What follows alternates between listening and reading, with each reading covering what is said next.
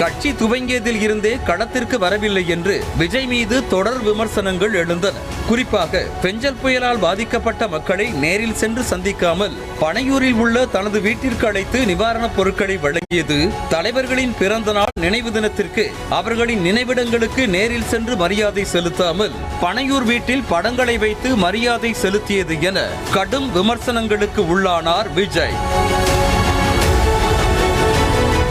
ஏன் மாநாட்டிற்கு நிலம் கொடுத்தவர்களை கூட பனையூர் அலுவலகத்திற்கு வரவழைத்துத்தான் விஜய் நன்றி தெரிவித்திருந்தார். இதனால் பனையூர் பண்ணையார் ஒர்க் ஃப்ரம் ஹோம் அரசியல்வாதி என மக்கள் வருத்தெடுத்து வந்தனர். இந்த நிலையில் விஜய் தன் மீதான குற்றச்சாட்டுகளுக்கு பதிலடி கொடுக்கும் விதமாக முதல் முறையாக போராட்ட களத்திற்கு செல்லவிருக்கிறார் விஜய்.